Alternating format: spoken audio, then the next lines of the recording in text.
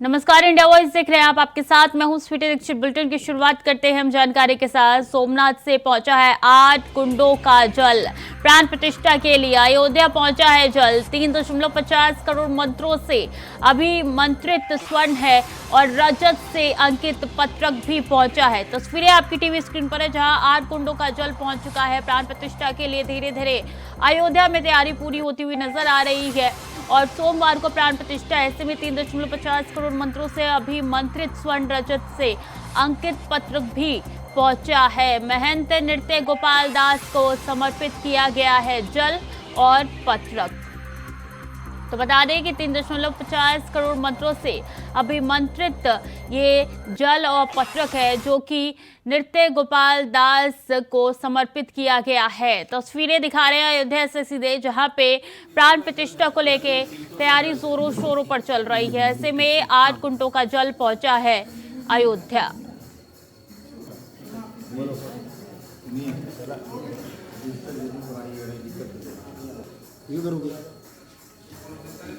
ये वहाँ पे 8 तीर्थों का जल है, अलग अलग तीर्थों का जल है।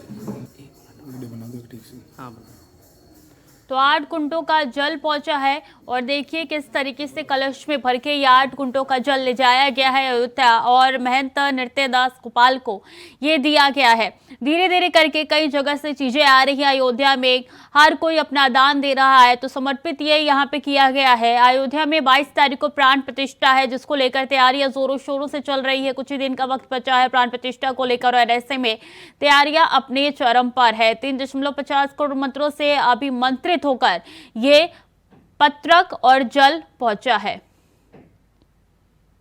अभिनव आनंद सीधे अयोध्या से हमारे साथ जुड़ चुके हैं। अभिनव, 8 कुंडों का जल पहुंच चुका है, यानी कि तैयारियां पुरजोर तरीके से चल रही हैं।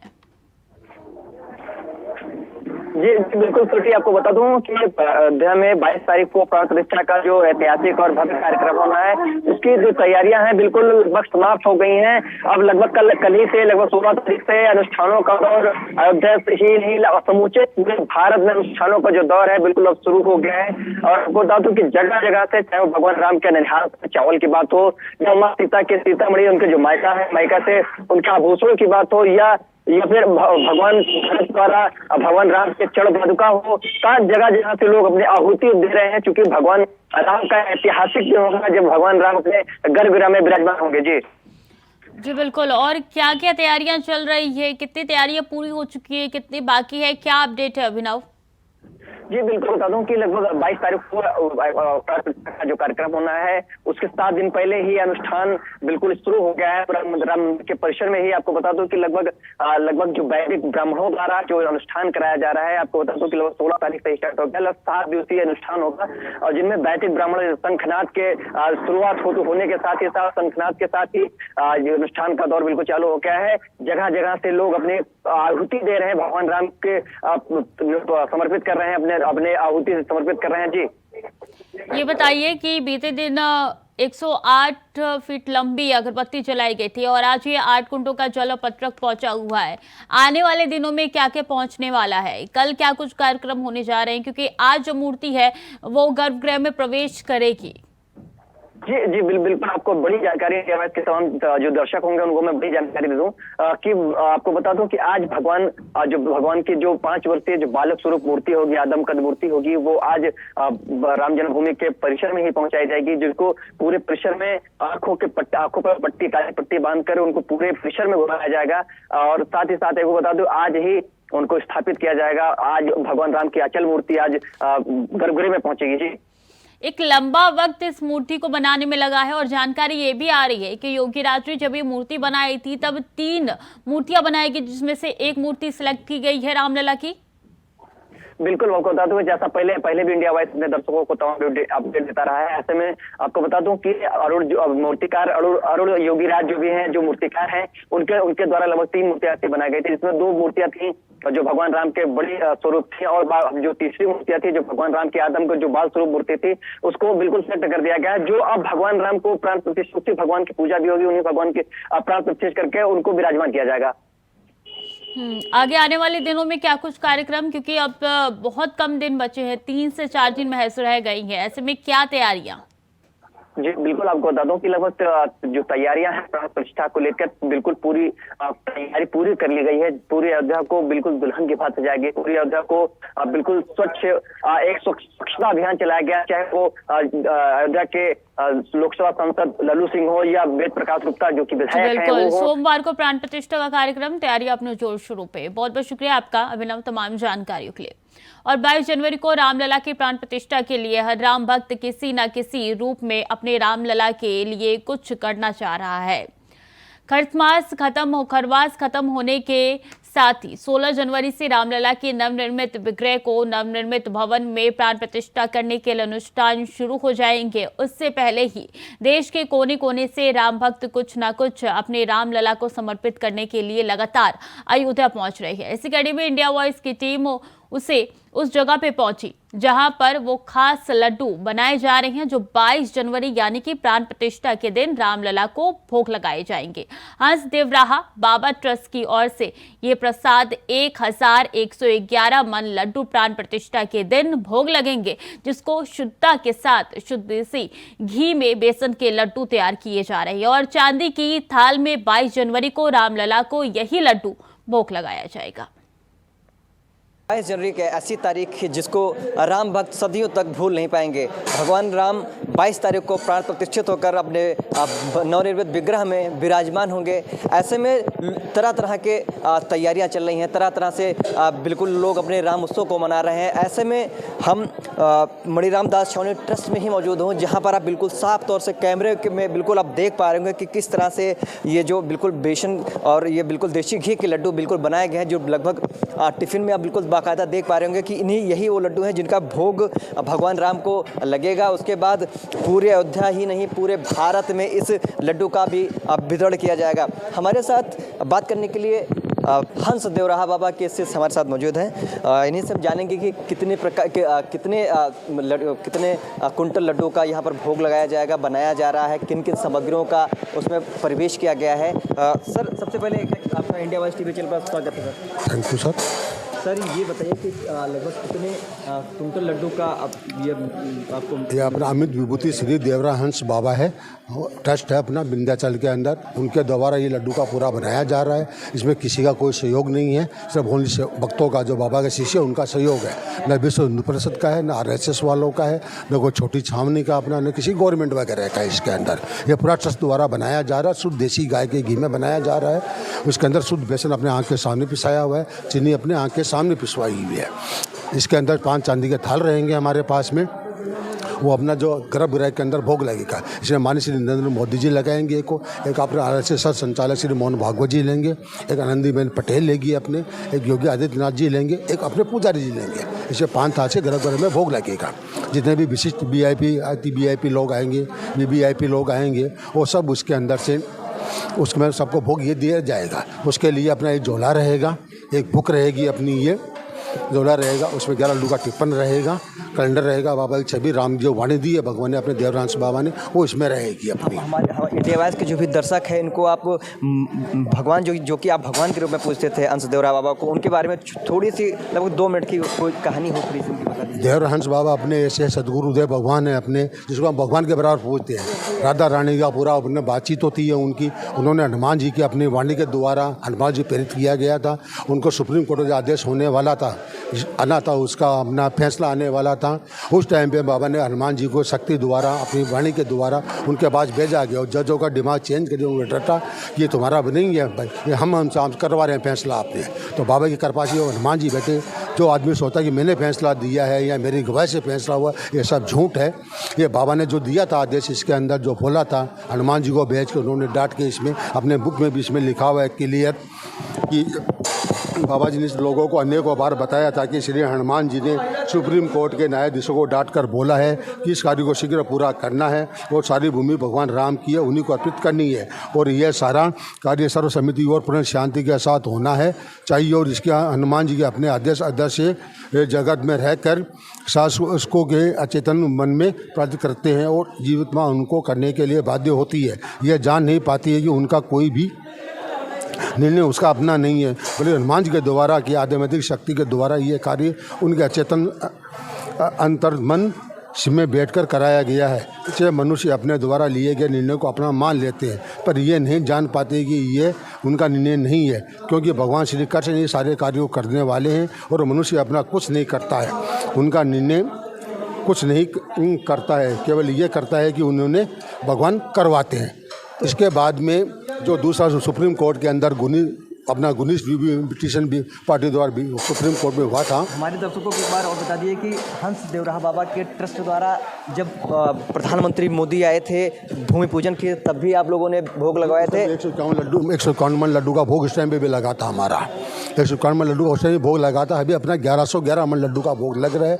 इसमें शुद्ध देसी गाय का घी है, शुद्ध बेसन आंखों के सामने पिसाया हुआ है, अपना शुद्ध चीनी का बूरा अपने आंखों के सामने बनवाया गया है। उसमें कांजू है, इलायची है, केसर है इसके अंदर से। उसके बाद रिव्यू आया था गुनीश का पार्टीशन का, उसके अंदर से तो भगवान ने उसमें वाणी दी थी सबको, यहाँ पे अपनी वाणी से उनको भी रिव्यू को बातों बात खत्म करवा दिया गया था। तो ये रहे हंस देवराहा बाबा के शिष्य, जिनका साफ तौर पर कहना है कि जो मेरे भगवान थे, आराध्य थे, वो मेरे हंस देवराहा बाबा, जो कि भगवान के रूप में पूजे जाते थे। आप साफ तौर पर पीछे देख पा रहे होंगे कि किस तरह से लड्डू को बिल्कुल बनाया जा रहा है। यहाँ जो भी कारीगर है बिल्कुल अपने हाथों से भगवान के लिए भोग लगाने के लिए बिल्कुल भगवान लड्डू बनाया जा रहा है। बिल्कुल आप साफ तौर पर देख पा रहे होंगे कि कितनी मात्रा में लड्डू बन रहे हैं। टिफ़िन को भी सब सजाया गया है। बिल्कुल आप देख पा रहे होंगे कि किस तरह से बड़े बड़े कढ़ाइयों में बिल्कुल बनाया जा रहा है। बेसन डाला गया है, बेसन को उसके बाद चीनी डाले गए हैं, तमाम तरह के देसी घी। आपको बता दें इस लड्डू की खासियत के बारे में बता दें तो केवल शुद्ध देसी घी और शुद्ध बेसन के साथ ही बनाया जा रहा है। इसमें बिल्कुल पानी का भी थोड़ा सा भी मेल नहीं है। इंडिया वॉइस के लिए अयोध्या से अभिनव सिंह। और श्री राम जन्मभूमि अयोध्या में मंदिर के गर्भगृह में प्रभु श्री राम के विग्रह की प्राण प्रतिष्ठा की तिथि जैसे जैसे नजदीक आती जा रही है, आस्था की लहरें बांध हिलोरे मारने लगी है। रांची और झारखंड से अयोध्या के लिए पैदल निकले राम भक्तों की टोली जब जौनपुर पहुंची तब प्रभु राम के प्रति आस्था देखने को मिला। राम भक्त आगे बढ़ते गए और ग्रामीण श्री राम के जयकारे लगाते नजर आए। आपको बता दें कि जौनपुर का भगवान राम से गहरा नाता है। प्रभु राम जब वनवास से अयोध्या जाते समय जौनपुर के सई और गोमती नदी के संगम में स्नान करने के बाद ही अवधपुरी के लिए रवाना हुए थे। श्री रामचरितमानस में भी गोस्वामी तुलसीदास ने उल्लेख किया है। बताया जाता है कि रामायण काल में प्रभु राम का चरण जौनपुर में पड़ चुकी है। तुलसी रामहु ते अधिक राम भगत जिये जान, रिनिया राजा राम में धनिक भय हनुमान। इसका अर्थ यह है कि भगवान राम के भक्तों को प्रभु राम से कम ना समझा जाए। लगातार जो है राम भक्तों में उत्साह देखने को मिल रहा है। महज 5 दिन जो है बाकी है 22 जनवरी आने में, और ऐसे में जो है राम भक्तों में उत्साह है। तो कोई पैदल चलकर प्रभु के दर्शन करने जा रहा है, तो कोई साइकिल यात्रा कर रहा है। तो आज आपको हम दिखा रहे हैं जो भक्तों की टोली है रांची से अयोध्या, और कोई जो है कोडरमा झारखंड से जो है पैदल चलकर प्रभु के दरबार जा रहा है। तो हमारे साथ जो है राम भक्त मौजूद हैं और सीधा उन्हीं से जानने का प्रयास करेंगे। जय श्री राम भैया। जय श्री राम आप सभी को। आज आप दर्शन के लिए जा रहे हैं, कैसा लग रहा है? बहुत ही अच्छा लग रहा है। गर्व की बात हो रहा है कि हम अपने प्रभु श्री राम जी का प्राण प्रतिष्ठा में शामिल होने जा रहे हैं, उनको स्वागत करने जा रहे हैं। 500 साल के बाद हमारे राम जी अपने जन्मभूमि अपने घर आ रहे हैं। ये जान के बहुत खुशी हुई है। आप एक युवा हैं तो साधन से जा सकते थे, आखिर क्या दरकार हो पैदल यात्रा करने के लिए? मतलब साधन तो है, लेकिन एक दिल में अच्छा, मतलब हमारा घर से यात्रा निकलना था। मतलब रात को 2 तारीख ऐसा विचार आया और सुबह ही निकल गए। पता नहीं क्यों निकल गए, लेकिन बस निकल गए। 14 वर्ष के बाद जब प्रभु राम वनवास से लौटे थे तो यही जौनपुर ही रास्ता था। तुलसीदास ने उन्होंने कहा है सही उत्तर गोमती नाच चौथे दिवस अवधपुरा है। जौनपुर जो है सही और गोमती का संगम है। तो आप उसी पथ पर जा रहे हैं अयोध्या मार्गों पर, तो कैसा फील महसूस कर रहे हैं? बहुत ही खुशी महसूस हो रहा है कि मतलब प्रभु राम जी भी कभी अपने पैरों से नंगे पाँव इन्हीं गलियों से गुजर के गए होंगे अपने घर, और हमें भी वैसा मौका मिल रहा है कि हम लोग भी जा रहे हैं वैसे ही कष्ट हुए। मतलब प्रभु श्री राम जी कैसे कैसे कष्ट उठाए हैं मतलब पैदल चल के, वैसे हम लोग भी थोड़ा बहुत फील हो रहा है। 500 साल के बाद प्रभु राम आ रहे हैं तो एक उत्साह होगा। अयोध्या पहली बार गए, इससे पहले भी कभी गए हैं? नहीं, ये मेरा फर्स्ट टाइम है, पहली बार जा रहा हूँ मैं। ये वही जौनपुर धरती है जहाँ प्रभु राम जो है जौनपुर में जो है प्रभु राम से गहरा नाता है। रामचरितमानस में भी तुलसीदास ने जिक्र किया था और भी कुछ भक्त हैं। भैया आज जौनपुर की धरती पर है तो कैसा लग रहा है? आपकी यात्रा कहाँ तक है? जी मैं जब घर से निकला था तो मुझे इतना पता नहीं था कि मैं पहुंच पाऊंगा, लेकिन रास्ता में सपोर्ट मिला इतना कि, और सीख भी इतना मिला कि जब राम जी 14 वर्ष के लिए वनवास जा सकते हैं तो हम लोग महीना दिन के लिए 15 दिन के लिए घर से हम लोग बाहर क्यों नहीं रह सकते हैं। घर में भी काफ़ी मना लोग किए हैं कि मत जाइए, यहाँ से काफ़ी दूर है, आप लोग के लिए रास्ता सफल नहीं हो पाएगा। फिर भी राम जी की कृपा है कि हम लोग को धीरे धीरे किसी भी तरह राम भक्त के साथ सहयोग देते हुए हम लोग यहाँ तक आज पहुँच चुके हैं। और राम इतना साल 500 साल बाद, इतना पुराने कितने बलिदानों के बाद आज राम हमारे दरबार, हम अपना घर पे आके बैठ रहे हैं, तो हम लोग को इतना गर्व, इतना खुशी महसूस हो रहा है कि हम लोग उस स्थान पे हम लोग जा पा रहे हैं। और हम लोग को मतलब गर्व महसूस करते हैं कि हम लोग उस लायक बने कि हम लोग वहाँ अयोध्या पहुँच पा रहे हैं। कहाँ से आ रहे हैं हम रांची से आ रहे हैं। बिल्कुल, आपने देखा जो है रांची से जो है राम भक्त जो है पद यात्रा पर निकले हैं। कहा जाए राम सबके हैं और राम अपने भी हैं। जौनपुर से विवेक कुमार, इंडिया वॉइस। और एनटीपीसी के यूनिट नंबर 6 हुई है बंद। 500 मेगावाट बिजली उत्पादन क्षमता वाली ये यूनिट बंद हो चुकी है। मरम्मत के चलते बंद की गई है। यूनिट नंबर 6 एनटीपीसी में कुल 6 यूनिटों में से 5 हो रही है संचालित। बता दें 500 मेगावाट बिजली उत्पादन क्षमता वाली यूनिट बंद हो चुकी है। एनटीपीसी से जुड़ी हुई ये जानकारी आप तक पहुंचा रहे हैं। अब 6 यूनिटों में से 5 ही संचालित हो पा रही है, तो मरम्मत के चलते बंद की गई है यूनिट नंबर 6 जिले के उचहार तहसील में स्थित है एनटीपीसी परियोजना, जिसमें अब 6 में से 5 ही संचालित हो पा रही है। राजू तिवारी हमारे साथ जुड़ चुके हैं। राजू, एनटीपीसी के यूनिट 1 बंद हो चुकी है जिसकी संख्या 6 है, क्या आपको जानकारी कब तक ठीक होगा?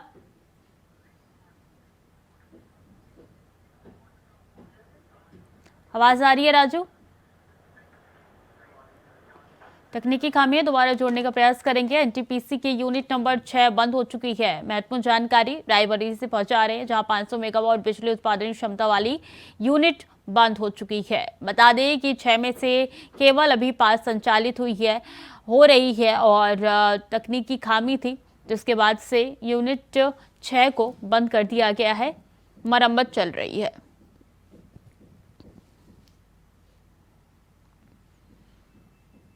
मरम्मत के चलते बंद की गई है यूनिट नंबर 6 और अभी 5 यूनिट संचालित हो रही है। बता दें कि कुछ खामी थी, जिसके बाद से मरम्मत के लिए बंद की गई है यूनिट नंबर 6। 500 मेगावाट बिजली उत्पादन की क्षमता है, मरम्मत के चलते बंद की गई है और कुल मिलाकर 6 यूनिट थी, जिसमें से 5 अभी संचालित हो रही है। एनटीपीसी की यूनिट नंबर 6 बंद हो चुकी है। 500 मेगावाट बिजली उत्पादन क्षमता वाली यूनिट जो है वो बंद हो चुकी है, चूंकि मरम्मत हो रहा है और इसलिए यूनिट को बंद किया गया है, जिसकी संख्या 6 है।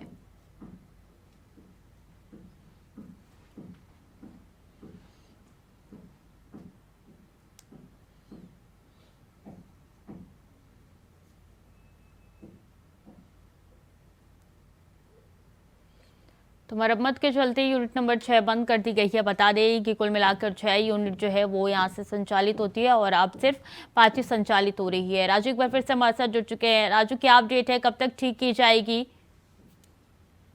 बिल्कुल, बता दें कि रायबरेली के ऊंचाहाट तहसील में स्थित एनटीपीसी परियोजना है, जिसमें 6 यूनिटें कुछ संचालित हैं और यूनिट नंबर 6 जो है बंद की गई है। हालांकि जो जानकारों का कहना है कि यूनिट नंबर 6 में जो कार्य है वो चल रहा है, अभी उसी को लेकर यूनिट नंबर 6 बंद की गई। लेकिन आपको बता दें 500 मेगावाट की उत्पादन क्षमता है यूनिट नंबर 6 की। ये बंद होने के बाद काफी जहां इसकी सप्लाई है वो प्रभावित होगा, खासतौर से जैसे दिल्ली और इस तरह के इलाकों में यहाँ से सप्लाई होती है और ये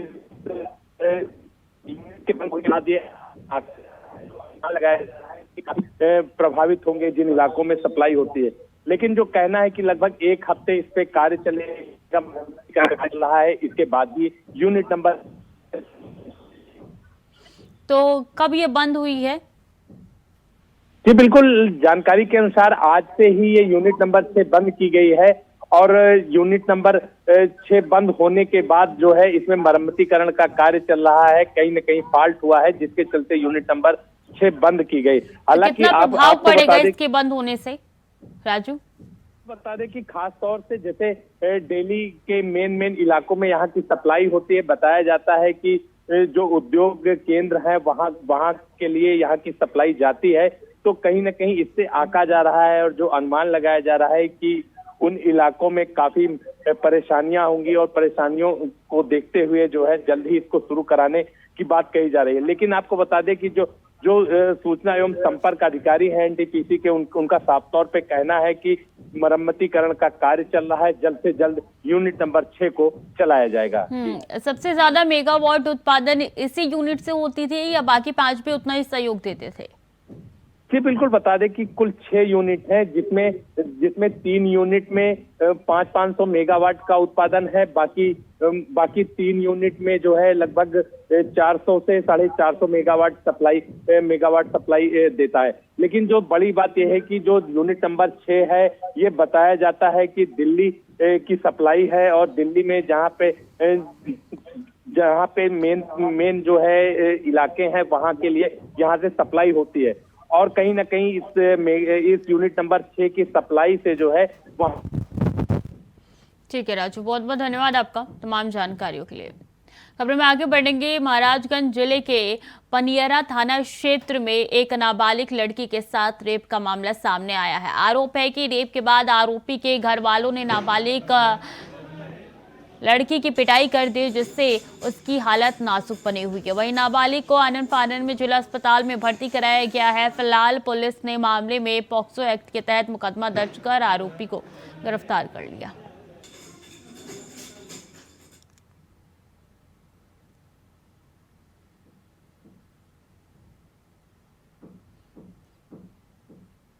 और भारत जोड़ो न्याय यात्रा के दौरान कांग्रेस नेता राहुल गांधी ने राम मंदिर कार्यक्रम को लेकर बड़ा बयान दिया है। उन्होंने कहा है कि ये राजनीतिक कार्यक्रम है, ये प्रधानमंत्री नरेंद्र मोदी और आरएसएस का कार्यक्रम है। नागालैंड के कोहिमा में राहुल गांधी ने ये बात कही। राहुल ने कहा है कि अयोध्या में जो कार्यक्रम हो रहा है वो राजनीतिक कार्यक्रम है, ये बीजेपी और आरएसएस का कार्यक्रम है और इसमें जाना कठिन है। तो ये राम मंदिर 22 तारीख का फंक्शन जो है, ये राजनीतिक फंक्शन बन गया है। हिंदू धर्म के जो हमारे लीडर्स हैं, जो अथॉरिटीज हैं, उन्होंने कहा है कि वो नहीं जा पाएंगे क्योंकि ये राजनीतिक फंक्शन बन गया है। आरएसएस ने, बीजेपी ने 22 तारीख को एक चुनावी flavour, election flavour, political flavour दे दिया है। इसीलिए कांग्रेस प्रेसिडेंट ने इनकार किया वहां जाने का। जहां तक धर्म की बात है, हम सब धर्मों के साथ ये कहना चाहते हैं कि जो भी जाना चाहता है जा सकता है, कांग्रेस पार्टी से जा सकता है, but we cannot be party to a political function. It becomes very difficult for us when the Prime Minister of India and the RSS, our principal opponents, have captured a function and turned it into an election function. तो फिलहाल के लिए bulletin में इतना ही। खबरें लगातार जारी है, देखते रहे इंडिया वॉइस।